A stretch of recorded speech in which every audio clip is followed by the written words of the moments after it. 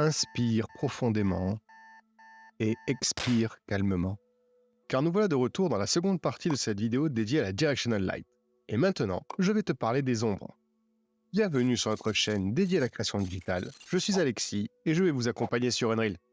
Je m'excuse par avance, je ne vais pas faire les options dans l'ordre. Mais cela ne veut pas dire que je ne serai pas précis et exhaustif. Je vais commencer par nommer les types d'ombrage possibles dans Unreal. Alors voici la Shadow Map. C'est la méthode classique en 3D. La Virtual Shadow Map, si c'est différent, je vous le jure, qui est spécifique à Unreal et qui fonctionne de pair avec le système Nanite. Ray Tracing Shadow Map, encore un autre algorithme qui va permettre de tracer les ombres de manière plus réaliste. Plus l'ombre est proche de l'objet et plus elle est dure, et l'effet va se flouter plus on s'éloigne. Et pour finir, Mesh Distance Field Shadow Map.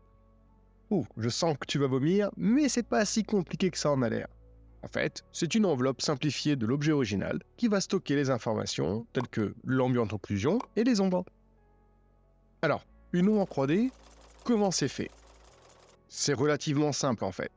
Le programme 3D convertit la scène depuis le point de vue de la source de lumière en texture, ce que l'on appelle la Depth Map. Cette image est ensuite stockée dans ce que l'on appelle le Depth Buffer. C'est une mémoire tampon. Une fois que l'on connaît la profondeur, le logiciel sait quelles sont les phases qui sont éclairées et celles qui ne le sont pas. De ces informations, l'ordinateur dessine au sein d'une texture dédiée les zones dans lesquelles la lumière est occludée. Cette texture s'appelle la Shadow Map ou Shadowing Projection.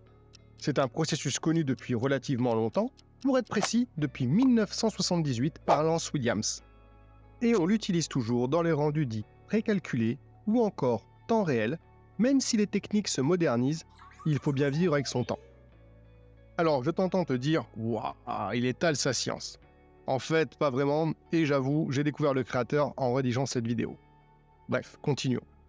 L'un des principaux inconvénients de la Shadow Map dans le temps réel est que la taille et la profondeur de cette texture vont déterminer la qualité des ombres finales dans la scène.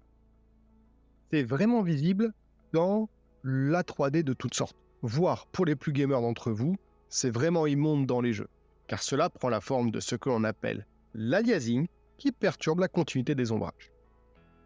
Un moyen simple de surmonter cette limitation consiste à augmenter la taille de la Shadow Map. Et oui, n'oubliez pas, cela reste une texture.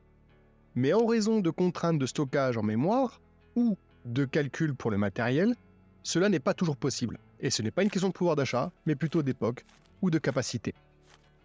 À travers le monde, des cerveaux bien faits améliorent sans cesse les techniques pour contourner cette limitation et faire en sorte que les infographistes comme nous puissent faire exploser leur créativité.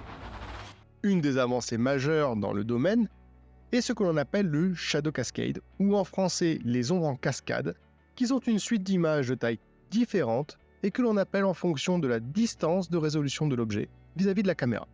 Dit autrement, plus l'objet est loin du spectateur, et plus la texture est de faible résolution, vous comprenez mieux l'image de la cascade?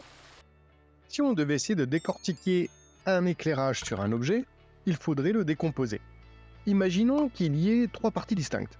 Une première qui serait la zone éclairée, une seconde qui serait l'ombre projetée, puis une intermédiaire qui serait un terminator, une séparation entre la lumière et l'ombre. Dans la zone éclairée, on retrouve 4 éléments. Une zone principale, ou center light, c'est la zone qui est la plus exposée à la lumière source. Et ensuite, le point spéculaire ou highlight, qui est la réflexion de la lumière source sur l'objet. C'est grâce à lui que notre cerveau comprend sur quel type de matière il est. Le demi-ton ou halftone, qui est la zone la plus sombre de la partie éclairée. Puis vient la zone de définition de la forme, je n'ai pas trouvé un mot plus simple en français, ou form light, qui est la partie la plus lumineuse de la zone la plus sombre de l'éclairage, ou dit autrement, c'est cette zone qui reçoit la lumière directe. À ne pas confondre avec le demi-ton, qui lui a les faces qui sont le moins exposées à la lumière directe. Mais ce n'est pas une ombre. D'ailleurs, en parlant d'ombre, cela se complexifie un peu. Sous le Terminator, qui est une ligne imaginaire séparant l'ombre et la lumière, on retrouve en premier lieu la partie évidente, c'est l'ombre principale, ou en anglais core shadow, qui est la zone la plus sombre de l'ombre. Ensuite, de la même manière que pour la zone éclairée, on retrouve le form shadow, qui est la partie qui permet de créer une transition vers la lumière réfléchie. Cette lumière réfléchie, ou reflected light, c'est la zone la plus claire de l'ombre du fait que certains photons percutent les surfaces environnantes, autrement dit, c'est tout simplement la lumière indirecte. On finira avec l'ombre projetée, qui est, elle, composée encore une fois de différentes sous-parties. Bien entendu, on y retrouve l'ombre projetée elle-même, la bordure de l'ombre projetée qui peut être dure, soit hard shadow ou encore adoucie, et dans ce cas on parle de soft shadow. Cet ensemble est ce qu'on appelle le shadow penumbra, et nous l'avons abordé dans la première vidéo sur la directional light. L'angle d'occlusion qui elle informe sur la proximité des faces entre elles, plus l'espace est petit et plus l'occlusion ambiante sera prononcée. Pour finir ce tour d'horizon, l'ombre de contact ou contact shadow qui permet d'ancrer les objets sur le sol.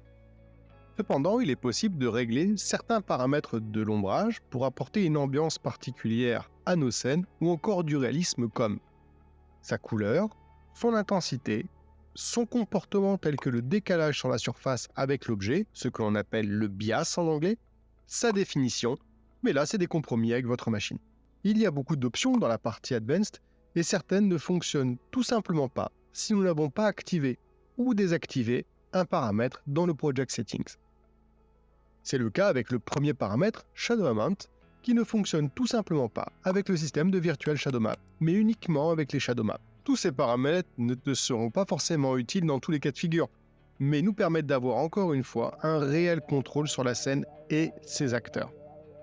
Dans cette seconde partie, on va concrètement appuyer sur des boutons, en commençant avec notre fameux Shadow Amount qu'on a abordé précédemment, et qui permet d'assombrir ou d'éclaircir nos ombres. Cela permet de déboucher nos scènes, parfois trop sombres, sans ajouter de lumière supplémentaire. Comme toujours dans Unreal, c'est à équilibrer avec l'indirect lighting qui va permettre d'allonger la propagation de la lumière dans la scène. Ces deux paramètres combinés offrent déjà un niveau de maîtrise important en termes d'ambiance. Regardez cette scène, si je réduis le Shadow Amount à 0,98 et qu'on passe l'indirect light à 1, voici ce que l'on obtient. Notre second test consiste à augmenter à 100 l'indirect light sans modifier le Shadow Amount. A l'inverse, si je passe le Shadow Amount à 1 et la valeur d'indirect light à 0, cela va créer des ombres vraiment noires dans notre scène. Deuxième paramètre, le Specular Scale, qui permet d'interagir en plus du contrôle offert de base par le canal Roughness de nos matériaux, un contrôle sur les réflexions. Petit rappel, un matériau dit PBR comporte 4 canaux de base pour reproduire la surface d'un objet. Le premier, la Base Color ou Albedo, c'est la couleur principale. Le second, la métallique, qui offre l'information sur la conductivité de l'objet, est-il métallique ou non métallique. La normale, qui permet de simuler en texture un certain nombre de détails qui réagissent à la lumière. Et pour finir, le fameux canal Roughness, qui reproduit la manière dont la surface absorbe la lumière. Mon objet est-il un miroir ou du charbon? Dans cet exemple, on voit parfaitement le changement qui s'opère sur les tissus et sur la sphère. On pousse le paramètre à 1 et on voit immédiatement une sorte de film blanchâtre recouvrir le tissu dans le hall. La prochaine option permet de régler au plus proche les objets vis-à-vis de leur ombre. C'est le fameux bias, ou plutôt shadow bias. Alors attention ici car il est composé d'un ensemble de 3 options. Le premier est shadow bias, le second le shadow slope bias et le dernier le shadow filter sharpen. Si on met donc le shadow bias à 0, une espèce de gris ou de voile vient se superposer à notre scène. En 3D, cela porte un nom, ça s'appelle le shadow acné. C'est tout à fait normal, l'ombre est beaucoup trop proche de l'objet. Mais il suffit de jouer de quelques dixièmes d'unité pour avoir un rendu correct de l'ombrage. Passons le paramètre à 0,032. Si j'augmente à 0,088, le sol est correct, mais on voit toujours l'artefact sur les différents piliers en arrière-plan. Il faut donc que j'augmente cette valeur à 0,232, cette fois le rendu des ombres est convaincant. Bien entendu, ces valeurs sont vraies pour cette scène, mais il faudra faire un jeu de test sur chaque nouvelle scène que tu seras amené à produire. Passons au Shadow Slope Bias, slope pour élévation. Alors, c'est pas très visible sur une surface plane comme le sol, mais regarde, si on ajoute une sphère, cela devient plus évident. Jouons un peu avec ce paramètre que l'on va passer à 0 et le Shadow Slope Bias que nous mettons à 0,048. Maintenant, j'applique la valeur de 1 à mon Shadow Slope Bias. Tu peux voir que la différence se joue sur le dénivelé de la sphère. Je te l'avais bien dit, l'ombrage est un élément vraiment important et technique dans tous les projets 3D, en particulier dans Unreal. Alors, continuons notre périple en accédant maintenant au dernier élément qui compose notre bias. C'est le filter Sharpen qui, comme son nom l'indique, va permettre d'affiner la précision de l'ombre en elle-même. Si on joue avec l'ensemble de ces paramètres, on peut arriver à un résultat vraiment intéressant, bien plus que simplement cocher Cast Shadow dans notre Directional Light. Dans cette troisième partie, comme ce que l'on a vu avec le bias, le contact shadow se décompose en plusieurs paramètres. D'abord, qu'est-ce que ça veut dire le contact? Eh bien, c'est tout simplement une ombre qui est directement appliquée sous l'objet. Cet effet a pour objectif d'ancrer les assets dans la scène. Cela est vrai en dessin, en peinture, et donc bien entendu en 3D pour des questions de réalisme. On trouve dans Unreal 4 paramètres pour contrôler le contact shadow. En premier, la gestion de la distance. Jusqu'où va-t-elle? C'est le contact shadow length. À 0, on ne voit rien sous notre sphère. Et tu me réponds, c'est logique. Et tu as raison. Augmentons sa valeur à 0,1 et une seconde ombre apparaît. C'est la fameuse contact shadow. Évidemment, comme son nom l'indique, cette ombre ne doit exister que sous la base immédiate de notre objet. À 0,1, elle est beaucoup trop étalée. Tu remarques évidemment que ces réglages ont une influence sur l'ensemble de la scène, comme tu peux l'observer à la base des piliers. Alerte astuce. De prime abord, les valeurs dans Unreal vont de 0 à 1, parfois plus. Cependant, ce n'est pas leur maximum réel, car il est possible d'overdrive le paramètre. Overdrive, qu'est-ce que ça veut dire? Tout simplement, ça permet d'aller au-delà de la limite autorisée. Bon, comme je te l'ai expliqué au début de cette vidéo, il existe différentes méthodes de calcul d'ombre. On vient de parler de Shadow Map, alors maintenant, regardons d'un peu plus près la Virtual Shadow Map. Nous entrons dans la quatrième et dernière partie, alors je me permets de faire un arrêt ici car c'est important. Même si c'est un des meilleurs moteurs de rendu 3D du marché, Unreal a quand même ses défauts. Après l'habituel reproche de sa complexité, ce qui est clairement une vérité, il y a l'accessibilité de l'interface. En effet, notre grosse bête bienvenue affiche l'ensemble des possibilités indépendamment de leur disponibilité. Un exemple concret, si je suis en méthode de calcul de l'ombrage en Shadow Map, j'ai accès à peu près toutes les options. Et si je joue avec le Shadow Amount, l'effet s'applique bien dans ma scène. Cependant, les ombres ne sont pas précises, enfin beaucoup moins qu'avec la méthode Virtual Shadow Map, mais qui en contrepartie ne me permet plus d'avoir accès à cette option. Tout n'est qu'une histoire de compromis et d'équilibre. Il faut expérimenter pour trouver ce qui correspond le mieux à notre rendu, ou bien évidemment à notre projet en fonction de la plateforme cible. Il est bien entendu possible d'améliorer Shadow Map avec l'activation du Ray Tracing, mais il faut pour cela disposer du matériel compatible. Je vois une question poindre dans ta tête. Virtual Shadow Map, qu'est-ce que c'est? Quelle différence avec Shadow? Pourquoi? Dans quelle étagère? Trop de questions. VSM, pour Virtual Shadow Map, est une nouvelle méthode d'application des ombres plus cohérente et de meilleure qualité qui est prévue pour le rendu cinématographique ou les mondes ouverts éclairés dynamiquement.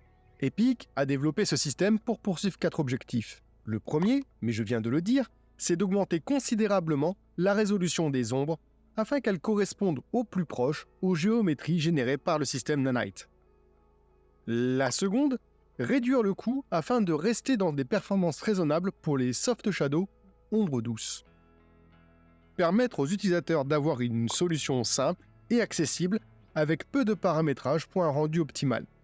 Et pour finir, elle vise à supprimer les stationary lights qui sont mal, voire pas pris en compte par le système Nanite pour avoir un rendu unifié. Je te réponds donc au pourquoi, mais je vois que tu te demandes quelle est la différence avec les Shadow Map et comment ça marche concrètement. Une Shadow Map, c'est une texture, et elle a une résolution au plus haut de 4096 x 4096 pixels. Mais cela peut être moins, 2048, voire 512. Alors que la VSM a une résolution de 16 000 pixels par 16 000 pixels, et là, je vois tes yeux qui s'écarquillent, et oui, je te confirme, c'est énorme comme taille. Comment on active cette option? Simplement en allant dans le Project Settings, puis sous Engine dans Rendering, il y a une sous-partie Shadow. Il suffit alors d'activer Virtual Shadow Map dans Shadow Map Method. Ça y est, elles sont actives. Tu peux fermer la fenêtre du Project Settings et retourner dans le viewport. C'est terminé pour la Directional Light, et dans notre prochaine vidéo, nous discuterons des différents types d'éclairage dans Unreal. C'est fini, n'oubliez pas que le secret de la maîtrise est dans la pratique, alors expérimentez, et à bientôt!